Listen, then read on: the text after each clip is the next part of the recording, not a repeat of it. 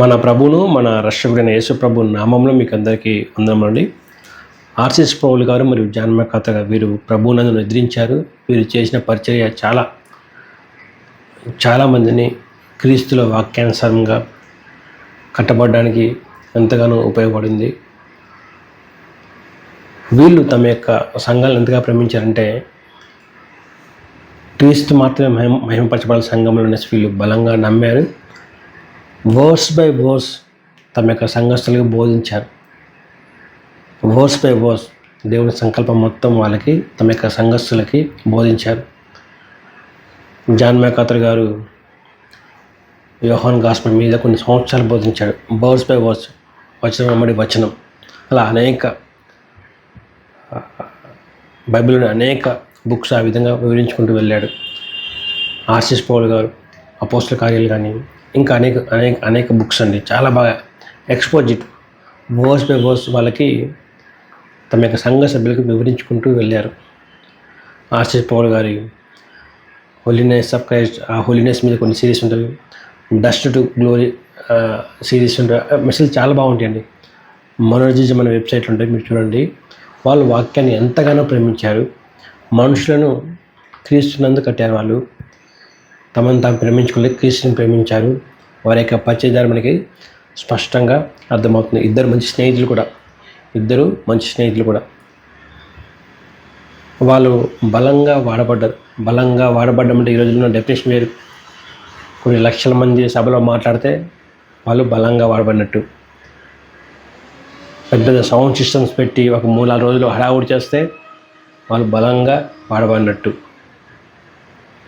దేవుని పేరిట అబద్ధాలు చెప్పి దేవుడు నాతో మాట్లాడాడంటూ అన్ని చోట్ల డిజిటల్ వ్యాపార సంస్థలు స్థాపించుకుంటూ పోతే బలంగా వాడబడినట్టు. వీళ్ళు ఆర్సిఎస్ పౌలు గారు కానీ జాన్ మెకార్తర్ ఎప్పుడు సంఖ్య గురించి మాట్లాడలేదండి. కానీ ఈ రోజుల్లో మన అన్ని వేల మంది వస్తున్నారంటూ చెప్పుకుంటే బలంగా వాడబడినట్టు. ఆర్సిఎస్ పౌలు మరియు జాన్ మెకార్తర్ వాళ్ళు దేవుణ్ణి ఎంతగానో ప్రేమించారు. వాక్యాన్ని వర్స్ బై వర్స్ తమ యొక్క సంఘ సభ్యులకి వివరించుకుంటూ వెళ్ళారు. దేవుని సంకల్పాన్ని తెలియజేశారు. కానీ ఈ రోజుల్లో నిజంగా మనము దేవుని చేత కృప పొందిన వాళ్ళు, అలాంటి వాళ్ళని మన జనరేషన్ వాళ్ళని చూడడం, చనిపోవడం, మన కళ్ళ చూడడం అనేది నిజంగా ఇది దేవుడు మన పట్ల చూపించిన కృప. చాలామంది బలంగా వాడబడడం అంటే చాలా తప్పుగా అర్థం చేసుకుంటుంటారు. అబద్ధాలు చెప్పి తమ యొక్క సామ్రాజ్యాన్ని స్థాపించారు. క్రీస్తు పేట అనేక అబద్ధాలు చెప్పి డిఎస్ దినకరన్ పరలోకానికి వెళ్ళొచ్చారంటూ అనేక అబద్ధాలు చెప్పి అనేక స్కీములు పెట్టి ఈ స్కీములో జాయిన్ అవ్వండి, దేవుడు మిమ్మల్ని ఆశ్రయిస్తారంటూ వ్యాపారం చేశాడు డిఎస్ దినకరన్. అలా చేయడం బలంగా వాడబడ్డం కాదండి. మా కుటుంబం చాలా స్పెషల్ అంటూ ఎల్ఈఎఫ్ జాషువా డానియల్ గారు ఆయన మా కుటుంబం చాలా స్పెషల్, మేము ఆశింపబడే కుటుంబం అంటూ కుటుంబ సామ్రాజ్యం కట్టుకుంటూ లీగలిజం భయంకరంగా టీచ్ చేశాడు. మా కుటుంబం ఆశింపబడిన కుటుంబం అంటూ తమ యొక్క సామ్రాజ్యాన్ని కట్టుకున్నారు. మా కుటుంబంలో పవర్ ఉండాలి, అధికారం మా చేతిలో ఉండాలంటూ జనాలందరికీ ఒక మతపరమైన పిచ్చి పెట్టారు. డిఎస్ దినకరన్ ఫ్యామిలీ అట్లనే ఎల్ఈఎఫ్ ఆ ఫ్యామిలీ అలాగే. వీళ్ళు దేవుని చేతిలో బలంగా వాడబడలేదు, తమ యొక్క సామ్రాజ్యాన్ని కట్టుకున్నారు. వాళ్ళు దేవుని వెక్కిరించారు, దేవుడు కూడా వీళ్ళని వెక్కిరిస్తారు తీర్పు దినాన. వీళ్ళకి వాక్యం పట్ల ప్రేమ, వాక్యం పట్ల జ్ఞానం లేదండి. బలంగా వాడబడ్డం అంటే కుటుంబ సభ్యులందరినీ స్టేజ్ మీద తీసుకొచ్చేసి కొడుకులను కోడలను తీసుకొచ్చేసి చూడండి మేము ఎంత ఆశ్రమపడ్డామో, మమ్మల్ని దేవుడు బాగా ఆశ్రయించని చెప్పడం కాదండి. బలంగా వాడబడ్డం అంటే వాక్యానికి కట్టుబడి వాక్యానుసారంగా బోధించడం, వాక్యానుసారం శిష్యులను తయారు చేయడము. కానీ వీళ్ళు తమ యొక్క కుటుంబ సంబంధాలు కట్టుకుంటూ జైపాల్ కుటుంబం బలంగా వాడబడ్డం అని చెప్పుకుంటూ ఉంటారు. విజయ్ కుమార్ గారు ఆయన జాన్ వెస్లీ ఫ్యామిలీ కూతుల్ని కోడల్ని వీళ్ళందరినీ తీసుకొచ్చేసి స్టేజ్ మీద తీసుకొచ్చేసి ఇక అందరినీ ప్రమోట్ చేసుకుంటూ సెల్ఫ్ ప్రమోషన్ ఫ్యామిలీ, ఇది ఒక ఫ్యామిలీ సామ్రాజ్యాన్ని కట్టుకుంటూ మేము దేవుని చేత వాడబడుతున్నామని చెప్పుకోవడం. జాన్ మెకార్తర్ హాస్పిటల్ పిల్లలప్పుడు వాళ్ళ పిల్లల్ని ఎక్కడ వాళ్ళు మా తర్వాత వీళ్ళే రావాలని అసలు ఏం లేదండి, ఆత్మీయ కుమారులుగా అప్పచెప్పారు. అదేమి వారసత్వం తీసుకోలేదు. దేవుని సంఘం అనేది వారసత్వం తీసుకునేది కాదు. అది కానీ వీళ్ళు మాత్రము తమ పిల్లలకు అసలు మారు మనసు అనేది తెలియకపోయినా కానీ వాళ్ళ చేత పాటలు పాడించడము, వాళ్ళకి యూట్యూబ్ ఛానల్స్ ఓపెన్ చేయడము, సబ్స్క్రైబ్ చేసుకొని చెప్పడము, వాళ్ళని ప్రమోట్ చేయడము, ఇది బలంగా వాడబడడం అనేది నేటి క్రైస్తవ సమాజం అనుకుంటుంది. బలంగా వాడబడడం అంటే స్వస్థతపేట మోసాలు చేస్తూ చేయడం కాదండి. బలంగా వాడబడి ఉంటే మన దగ్గర ఎంతమంది వస్తున్నారు, 8,000 మంది వస్తారంటూ జనాల చేత సాక్ష్యాలు చెప్పేసి డబ్బులు అడుక్కోవడం కాదు. బలంగా వాడబడి ఉంటే వాక్యానికి ఇంపార్టెన్స్ ఇచ్చి, వాక్యం మాత్రమే బోధించి, వాక్యం ద్వారా మాత్రమే మనుషులు కట్టడం. బలంగా వాడబడడం ఎంటర్టైన్ చేస్తూ జనాల్ని మా దగ్గర ఎంతమంది వస్తుందని చెప్పుకోవడం కాదండి. బలంగా వాడబడడం అంటే వాక్యానికి ఇంపార్టెన్స్ ఇస్తూ వాక్యానుసారంగా బోధించడం. ఆశీష్ పౌల్ గారు మరియు జాన్ మకాత్ గారు వీళ్ళు నిజంగా దేవుని చేత బలంగా వాడబడిన వాళ్ళు. ఎందుకంటే వాళ్ళు దేవుణ్ణి హెచ్చించారు. పుల్పిట్ దగ్గర నుంచి వాళ్ళు తమ సంఘ సభ్యులకి సెల్ఫ్ ప్రమోషన్ వీడియోస్, కుటుంబ కథలు, పిట్టకథలు చెప్పలేదు. వాళ్ళు వాక్యాన్ని బోధించారు. వాళ్ళు ఇద్దరు మంచి స్నేహితులు. థియాలజీలో కొన్ని డిఫరెన్స్ ఉన్నప్పటికీ వాళ్ళు సొటీరియాలజీలో దేవుని యొక్క కృపను అర్థం చేసుకున్నారు. రక్షణ కృపదాన్ని మాత్రమే అనేసి నమ్మారు. ఆ విధంగా బోధించారు. ఆ విధంగా జీవించడానికి దేవుని దగ్గర నుంచి కృపను పొందుకునే వాళ్ళు నిజంగా బలంగా వాడబడ్డారు. కానీ నేటి క్రైస్తవ సమాజంలో బలంగా వాడబడ్డం అంటే చిట్టిల్ సతీష్ దేవుడి పేట అబద్ధాలు చెప్పేసి అనేక చోట్ల డిజిటల్ వ్యాపార సంస్థలు ఓపెన్ చేస్తుంటే బలంగా వాడబడుతున్నసి అంటూ ఉంటారు. బెల్లంపల్లి ప్రవీణ్ స్వస్థతపేట మోసాలు చేస్తుంటే ఇది వారసత్వంగా పిల్లల్ని ప్రమోట్, మా పిల్లలు అభిషేకించబడ్డాలంటూ వాళ్ళు ప్రమోట్ చేసుకుంటే బలంగా వాడబడ్డారు. సామ్యుయల్ పట్ట ప్రాస్పర్టీ గాస్పుల్ ఒక భయంకరమైన దుర్బోధ చేస్తుంటే బలంగా వాడబడుతుంటారు. శ్యామ్ కిషోర్ భయంకరమైన దుర్బోధకుడు. తప్పుడు సువా చెప్తూ వాళ్ళు జనాలు మోసం చేస్తూ మేము అభిషేకించబడాలని వాళ్ళ కుటుంబాలను ప్రమోట్ చేసుకుంటుంటే అబద్ధ బోధలతో సంఘాలను భ్రష్టు పట్టిస్తుంటే వీళ్ళని చూసి బలంగా వాడబడ్డారు అనుకుంటుంటారు. ఈ కుటుంబాలు దేవుని పేరిట ప్రజల్ని వెక్కిరిస్తున్నారు. ప్రజలు కూడా వాక్యం పట్ల జ్ఞానం లేదు కాబట్టి వీళ్ళు బలంగా వాడబడుతూ అనుకుంటారు.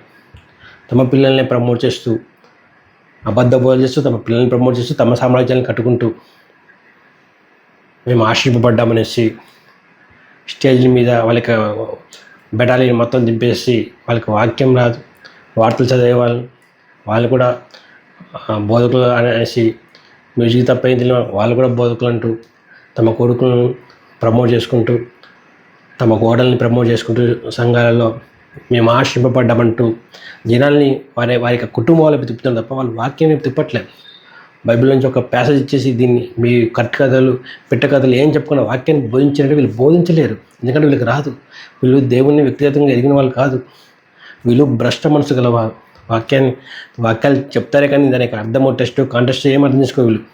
వీళ్ళకి ఎక్సర్సైజ్ అంటే తెలియదు, అంతా ఎక్సర్సైజ్ చేస్తారు. వీళ్ళు తమ యొక్క సొంత ఆలోచనని వాక్యంలో పెట్టేసి ఏం చెప్పాలనుకుంటారో వాళ్ళ సొంత కథలు ఇవన్నీ చెప్పుకుంటూ అక్కడ ఇక్కడ వాక్యం తీసుకుంటూ జనాన్ని మోసం చేస్తుంటారు.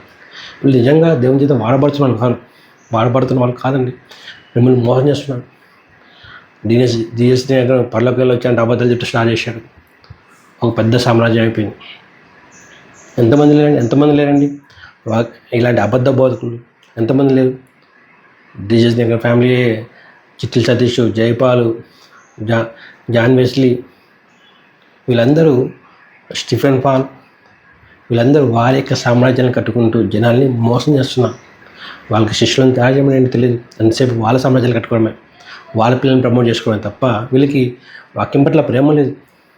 కొడుకులు కూడా పాటలు పాడిచ్చేసి ఆల్బమ్స్ తయారు చేయించేసి దేవుడు మమ్మల్ని ఎంతగా ఆశింపడా చూపించండి అంటే మిమ్మల్ని మీరు ప్రమోట్ చేసుకుంటూ మిమ్మల్ని మీరు ఎలివేట్ చేసుకుంటూ మీ ఫ్యామిలీ సెంటర్ స్టోరీ చెప్తూ ఇది బలంగా వాడబడ్డమా?